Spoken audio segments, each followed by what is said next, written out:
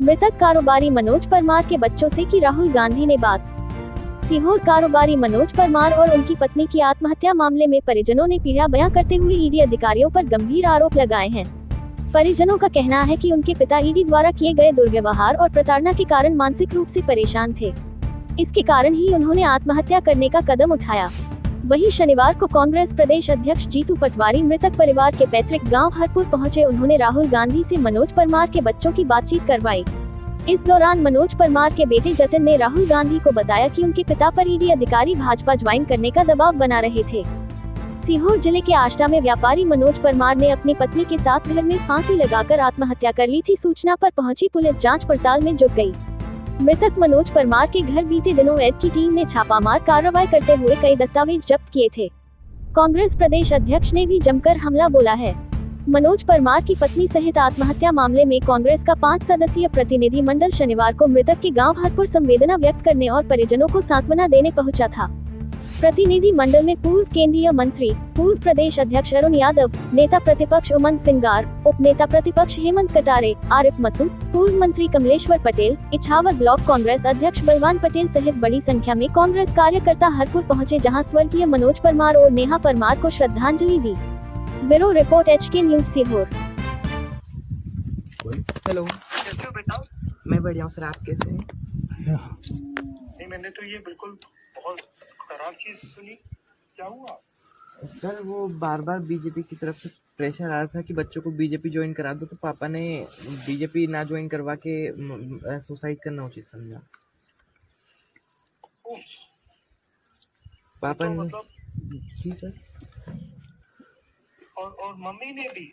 जी sir, पापा और mummy ने दोनों ने उचित समझा। और आपको कुछ नहीं पता था? नहीं सर, हमें कुछ भी नहीं पता था। ये बार बार ईडी की साइड से प्रेशर आ रहा था कि बच्चों को बीजेपी ज्वाइन करा दो, बीजेपी ज्वाइन करा दो। पागल हो गए बिल्कुल ये। और अब बच्चे क्या कर रहे हैं आप लोग? सर अभी यहाँ क्रियाक्रम वगैरह की तैयारी कर रहे हैं सर।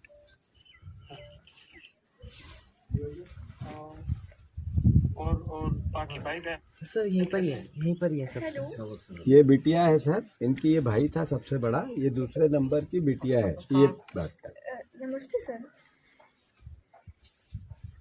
बोले बोले। Hello hello hello. हाँ सर, मेरा हेलो। हेलो सर, मेरी आवाज़ आप तक पहुंच रही है? आपको आवाज पहुंच रही है? पहुंच। हाँ। सर मैंने आज तक आपसे कुछ नहीं बोला। यात्रा के दौरान भी सर मैं आपसे सिर्फ इतना बोलना चाहती हूँ, इतना मांगना चाहती हूँ कि आप सर, माँ बाप का साया उठ गया, पर हमें आपसे उम्मीद है कि आप आएंगे एक बार। तो सर आप आएंगे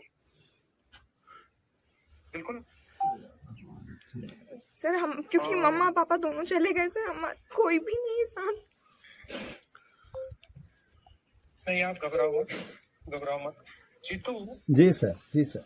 जीतू, हाँ जी। अभी सिचुएशन क्या है?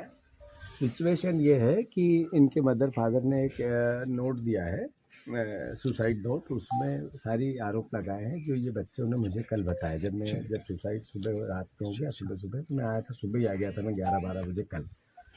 तो पूरी बात का सिचुएशन कि उनने एक साहू करके कोई अधिकारी था ईडी का, उसने बहुत प्रेशर बनाया और उसने कहा कि बीजेपी ज्वाइन करो, ये करो, वो करो, 10 तरह की वही बातें जो हम रोज़मर्रा सुनते हैं।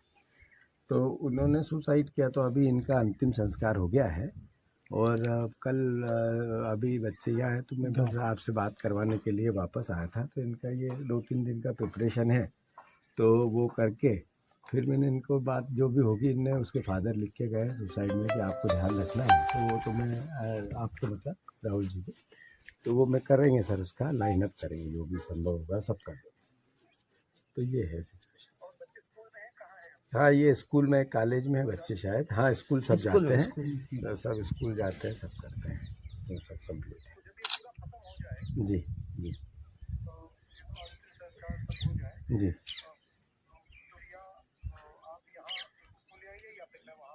सर को आना बोलिए सर, आप आइए। हाँ, जैसा भी होगा।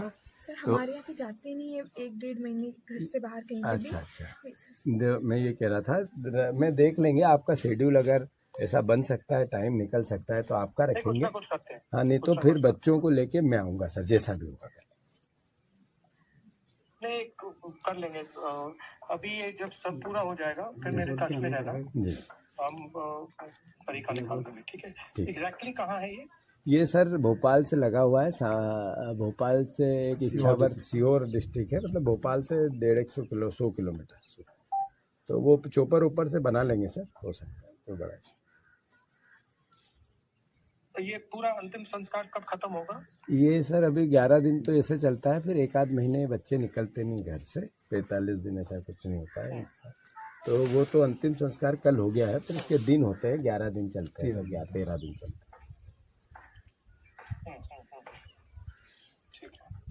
ठीक है बेटा, थैंक यू। ये बात राहुल जी ने आप लोगों से करी। एक बार ये छोटा बच्चा है सबसे, यस सर, एक बार बात कर, एक बार ये गुल्लक जिसने दी थी, बच्चा है जिसकी गुल्लक थी वो थी, बात कर, रोए मत, बात कर ले तू, कर ले दे। सर यश बोलो, आप कल बोल रहे थे ना कि आप बोल सर, उसका भी यही कहना है कि आप आ जाइए सर एक बार बस।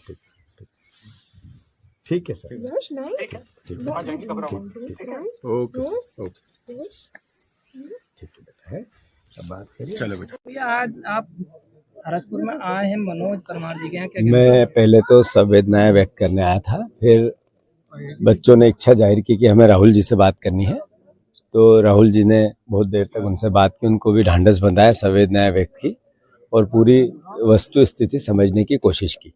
तो क्लियर है कि बच्चों पे प्रेशर था, माता पिता पे प्रेशर था, ईडी का था, बीजेपी का था। जो मुझे कल वक्तव्य दिया था वही वक्तव्य उन्होंने मीडिया को दिया और वही बातें उन्होंने राहुल जी से की।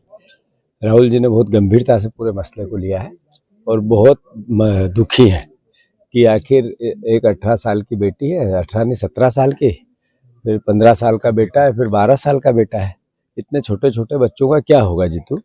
वो जिस तरीके से उनने संवेदना और अपनी वेदना व्यक्त की, मैं समझता हूँ कि बहुत बड़े दुखी थे और दुखी भरे मन से बच्चों से उन्होंने अपनी पूरी बातें की। वो बातें तो बच्चों और उनके बीच की। बीजेपी से कौन सा नेता दबाव बना रहा था? नहीं, ये सब बच्चों ने बताया है कि बीजेपी के प्रदेश अध्यक्ष ने क्या का पता चला। ये मेरे ख्याल से मेरे बजाय बच्चों से पूछना चाहिए, परिवार वालों से पूछना चाहिए। लगा होगा। देखिए, जिस प्रकार से आपको पता है कि एक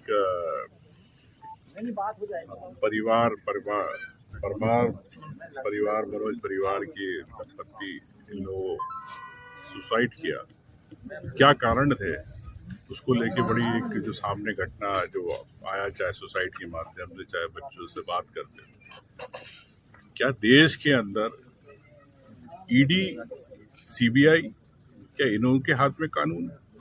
क्या भारतीय दंड संहिता नहीं है देश के अंदर? और एक राहुल गांधी को एक गुल्लक देने का क्या भारतीय जनता पार्टी को इतना दर्द है? और एक तरफ मोदी ने अडानी को सब कुछ दे दिया, पूरा देश बेच दिया, बंदरगाह बेच दिए, एयरपोर्ट बेच दिए, और एक गुल्लक देने के अंदर इतना दर्द है। इस पर निष्पक्ष जांच होना चाहिए। माननीय राहुल जी ने भी आज बात करी परिवार से जुड़ा कुछ, तो मैं समझता हूं कि जो आरोपी है, नामजद आरोपी है, उस पर सरकार ने अभी तक क्यों नहीं निर्णय लिया, कोई क्यों नहीं कार्रवाई करी? मोहन यादव जी बताएं, क्या सरकार पूरी तरह चुप क्यों है? क्या मोहन यादव जी अपने स्वभाव के हिसाब से मौन रहते हैं? तो ऐसे कैसे न्याय मिलेगा? यही मैं चाहता हूँ कि हम सब कांग्रेस पार्टी के साथी, हम सब विधायक, साथ में कमलेश्वर भाई, वरिष्ठ अरुण भाई, आरिफ भाई, हेमंत जी, हम लोग सब आए और इस परिवार के साथ पूरी कांग्रेस पार्टी है। और उस परिवार के लिए अगर आवश्यकता पड़ी तो हम लोग कर सकते पूरा प्रयास